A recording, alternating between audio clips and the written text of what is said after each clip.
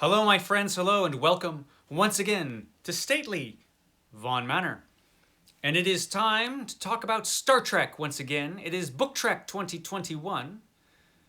Book Trek 2021 is an event that myself and some other co-hosts are doing, other co-hosts who make a lot more Book Trek videos than I do. Every month, we will read a book based on a different Star Trek television series. First month we did this, it was the original series, then The Next Generation, and then Deep Space Nine, and Voyager, and this month it's supposed to be Enterprise. And I am way behind, as usual. So I've got 3 books to talk about. It's funny, I make videos every day, but I don't have time to make all the videos that I want. What do? So it's catch-up time. So I'm going to go way back in time to when we were doing The Next Generation. I did review a really crappy Next Generation book that I read called Ghost Ship. But I did read something good from The Next Generation, and that was this. This is the best of Star Trek The Next Generation from DC Comics. It's a comic book based on Star Trek The Next Generation.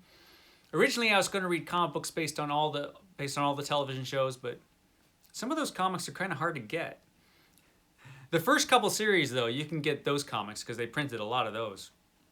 And those are all easy to find. So those are the ones I did. So the best of Star Trek The Next Generation. DC Comics had the rights to do these comics when The Next Generation was still on television. So way back in the 90s,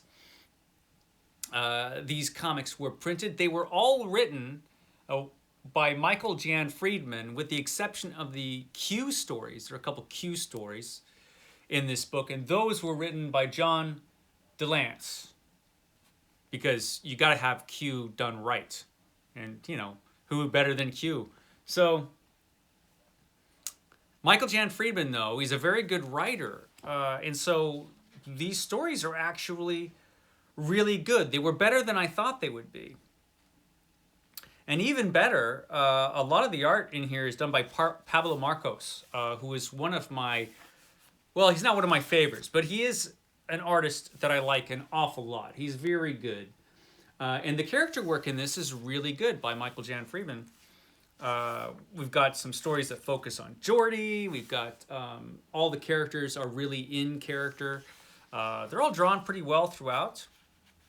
So everybody is always recognizable as themselves, which doesn't always happen in comic book adaptations.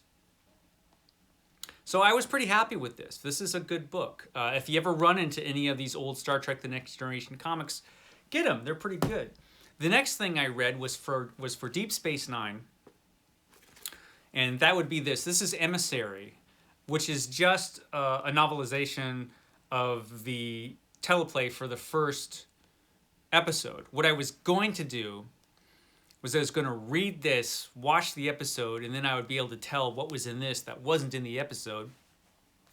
But I never got to watch the episode because I never have time to watch television. So I never did that. And I kept putting off my Book Trek video so I could do that, and I never did. So, well, here I am just talking about the book. Well-written book by J.M. Dillard. Excellent story. Of course, the story was written by Rick Berman and Michael Piller. Teleplayed by Michael Piller. The first episode of Deep Space Nine was pretty good. I haven't seen it, though, for years and years. It's been a long time. Am I right? I think this show and Babylon 5 were on around the same time or at the same time. And they both kind of have a similar premise in that it's a space station out in space and all the weird stuff that happens there. This was the better show, I think. Deep Space Nine is one of the best Star Trek shows. It took the most chances from what I remember. And just had some great episodes. A lot of cool stuff happened on this show. Excellent characters, too. This is a pretty good book, like I said. Basically, it's pretty simple adaptation of the show. It does get inside the characters' heads, but you don't learn anything you wouldn't already figure out for yourself just from watching it on TV. There's nothing that deep in here. There's nothing that revealing. It's basically just telling you, from what I can tell, the story of the episode, and it does a good job of it. It's well written. It was better written than that crappy Ghost Ship book I read. That's for sure.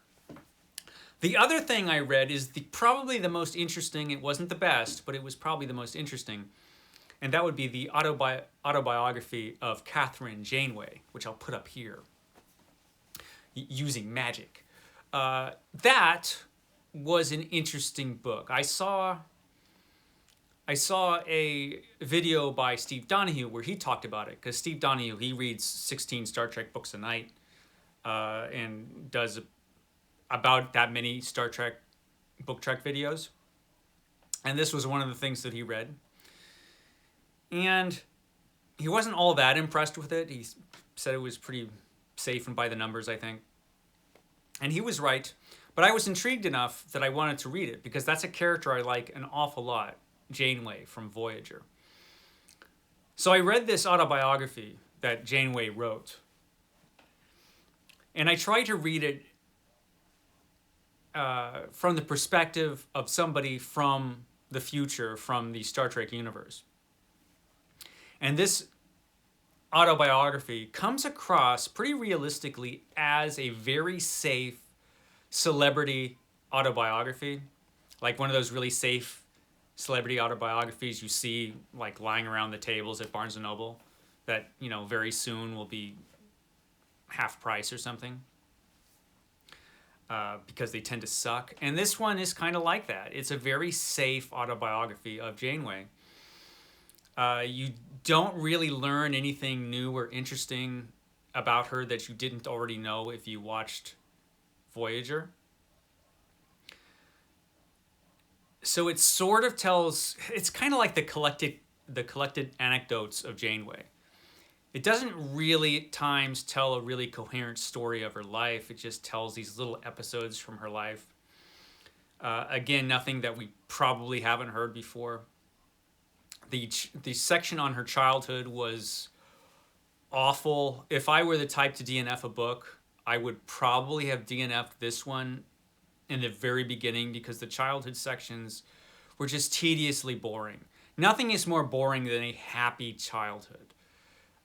With your happy family. And that's what this was. Just her happy little times with her happy family, and everything was perfect. Everything was perfect for Janeway.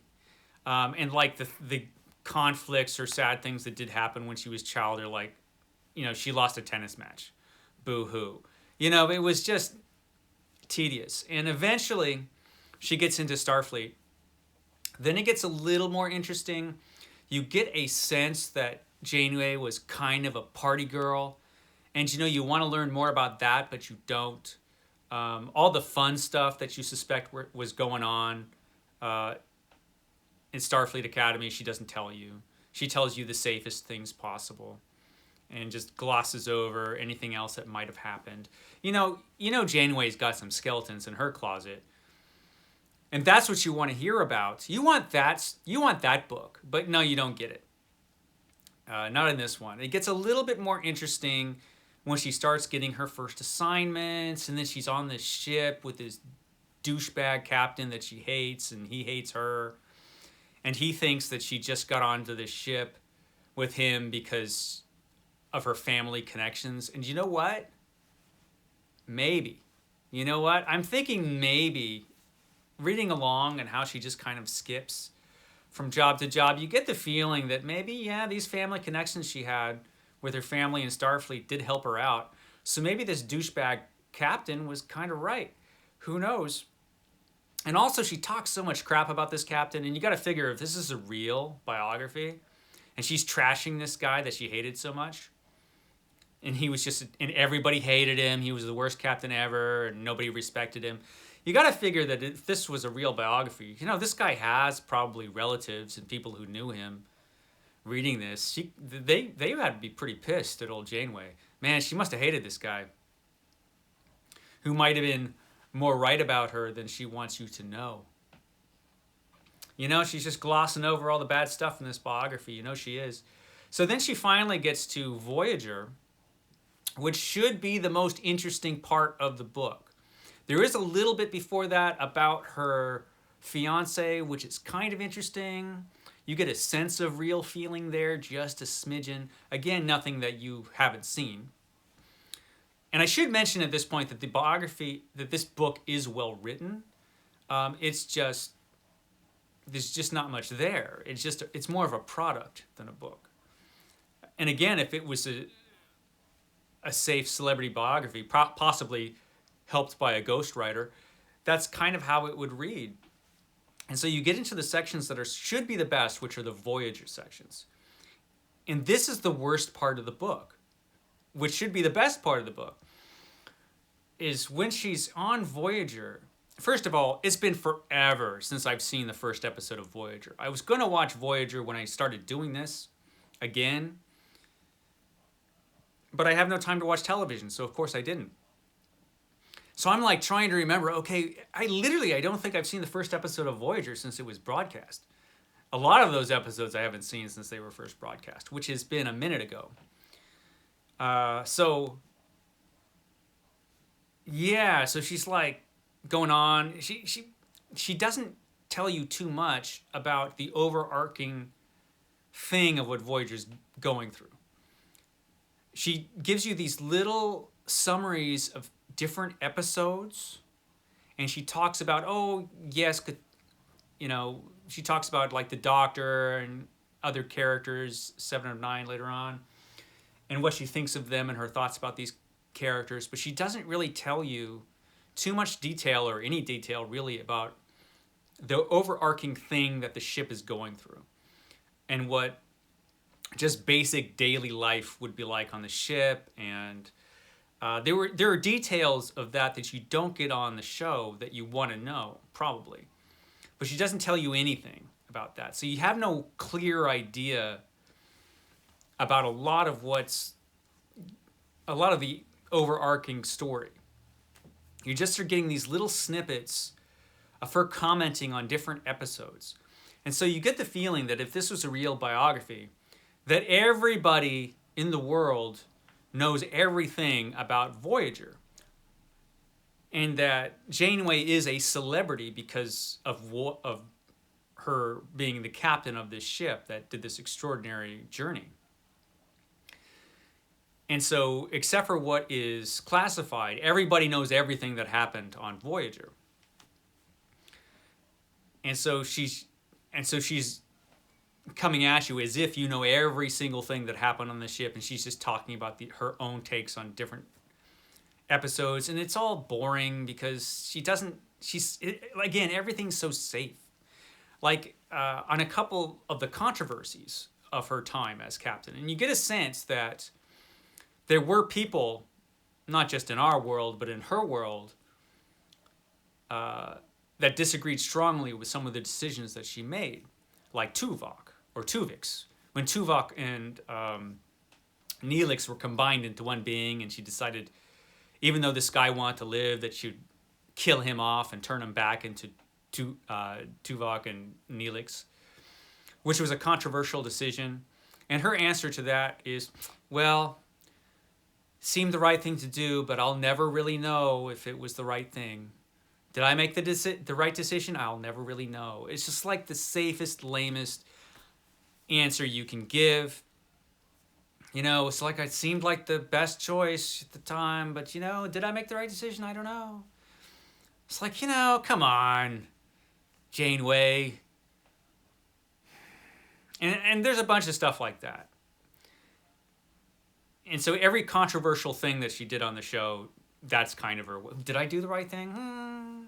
Seemed to me I did the best thing I could given the circumstances, but I'll never really know. It's like, shut up. Tell us the real stuff, And the episodes that she talks about are not the stuff you want to hear about. Tell us about that time where, like, you and Paris both became space lizards and you had space lizard babies, and then, like, you were changed back from being space lizards, and it's like, well, that was weird.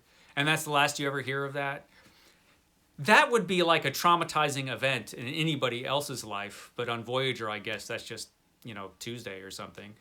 But that's the kind, you want to know the more controversial stuff. I need an unauthorized biography of Janeway. That's what we need. An unauthorized biography of Janeway that'll tell all of the dirty secrets that are lurking behind her time as captain in her life in general, because this is just like really safe and frequently dull. So I cannot recommend it. It was interesting for what it was, but you certainly don't learn anything more about her than you already knew from watching the show. In fact, you get a lot better idea of who she is from watching the show than you do from this book, which, basically tells you pretty much nothing. So yeah, I guess the best thing that I read during the last 3 months was this comic book. This comic book gets it right, man. So that was my book track. One more month to go. We'll see how it goes. Catch me tomorrow. I've got a tag for you tomorrow. I will see you next time.